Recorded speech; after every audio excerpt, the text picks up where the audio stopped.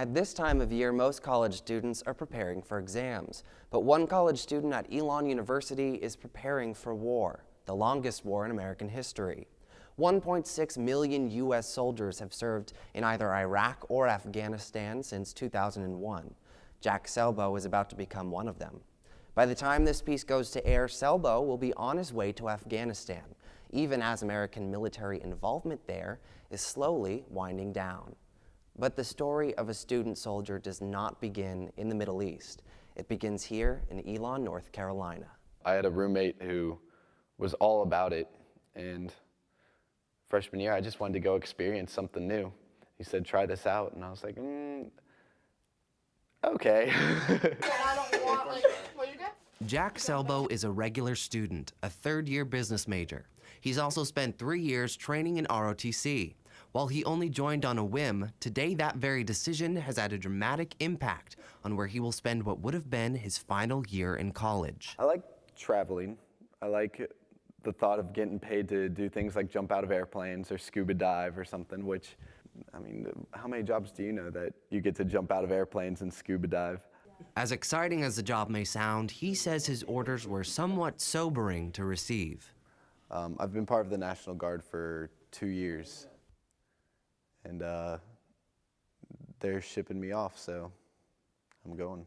I leave May 4th for like that. There's like a 2-3 week period where all we do is train, and then June 11th, fly out of country. Before he headed out to training, Jack tried to spend as much time as he possibly could with his friends here at Elon. We sat down with 4 of them to get a better idea of who Jack Selbo is. I get a knock on my door in my suite in HBB, and I open the door to a shirtless guy who is shaving cream on half of his face and shaving cream not on the other half of his face. And I said, hello, and he said, I'm locked out of my suite. And I said, well, the RA is not here right now, I can't really help you. And he goes, well, can I come in and hang out? And he spent about 3.5 hours with my roommates and I. Selbo's friends describe him as a fun, lovable guy, someone who makes it a point to get to know everyone he's around. He always makes time for his friends, and he has so many different groups of friends, which is so interesting about Jack, is that he always makes time for each unique group, but yet he's always distinctly himself within each group. He has no problem going up to complete strangers and just saying, hi, I'm Jack. When he kind of told everyone that he was being deployed, was that a surprise? I thought they would at least let him finish a degree and then go do that. And I guess obviously that's not the case anymore. He said he's not really good at goodbyes, and so he didn't want a big emotional get together. Like he just wanted to hang out like normal. He wanted to just party with his friends. He came over and we played FIFA. Yeah, I saw him on the last night too, and we just watched Emperor's New Groove. Selbo is leaving behind a community of friends in lieu of a country at war. In Afghanistan, more U.S. military forces are coming home than being deployed. President Obama has said that 10,000 U.S. troops were removed from the country last year, and another 23,000 will be home by the end of the summer of 2012. But more than 1,400 miles to the west in Iraq, the United States has withdrawn almost all of its soldiers since the war there ended in December of 2011. One Elon student, a veteran of both wars, has already gone through what Selbo is now preparing for. Do you feel changed by it? Yeah, most certainly. Do you feel scarred by it? I'd like to say not anymore. James Shore is a 24-year-old freshman from Winston-Salem who's seen the brutality of war firsthand. This family of 4 in Iraq was in a car, and I think we thought the guy was trying to drive through a checkpoint, and he might have had a car bomb, so we fired a warning shot at him. And after you fire a warning shot, if he is still driving, you're supposed to fire a smoke grenade out of a grenade launcher. The gunner put the wrong grenade in his grenade launcher. He didn't put a smoke grenade there. He put a star cluster, which is this thing that goes in the sky and burns real bright. It's like a signaling device. He fired that into the car, and this thing went off inside the car and burned this family to death. It was the shared experience of war that brought James's platoon closer together. We were extremely close, extremely close. And I mean, we would have all died for each other.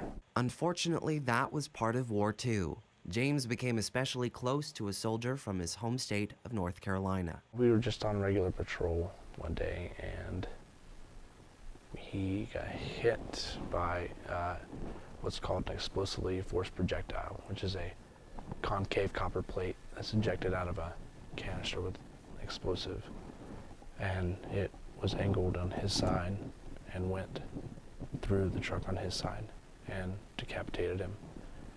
And I was actually unharmed from it. Unharmed physically, Shore still carries the emotional baggage of war. Clara Martin is an Elon senior, dedicated to helping veterans everywhere cope with these struggles. I just don't want anybody to feel forgotten, because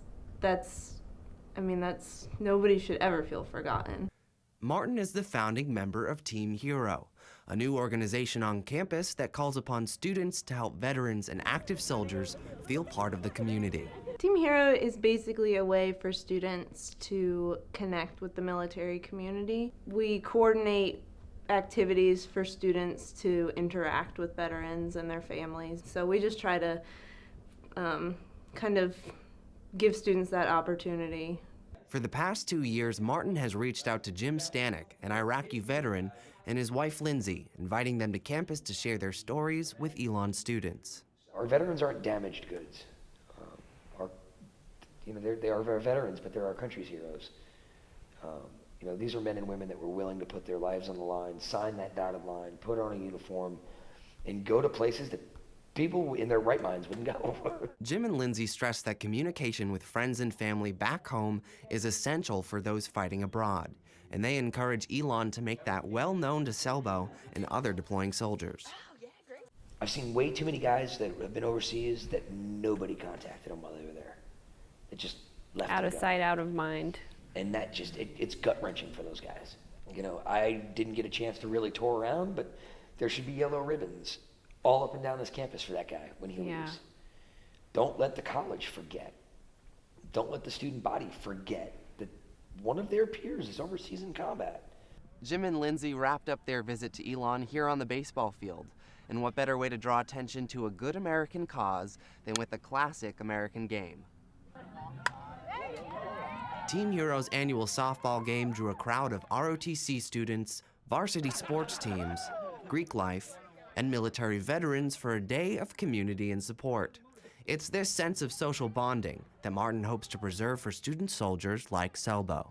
Everybody's experience is different, and not everybody comes back from Iraq or Afghanistan, whatever war, and has a support system. Whether they fought in Vietnam or just got back yesterday, we're thinking of them, and we want to support them in any way we can. From letters to care packages, Selbo's community appears ready to support him on every step of his journey.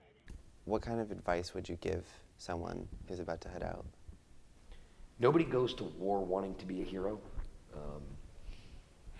I think you get put in certain situations that kind of happens.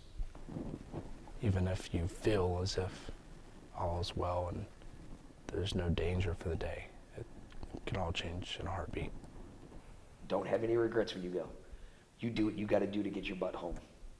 On the night before he left, I think Jack probably hung out with like hundreds of people because he just cares about that many people, and that many people care about him. I hope he comes back the same, just comes back a great, fun-loving guy, and just nothing has to change. He's amazing. And he's honestly one of those strongest people I've ever met. 30 Minutes will return in a moment.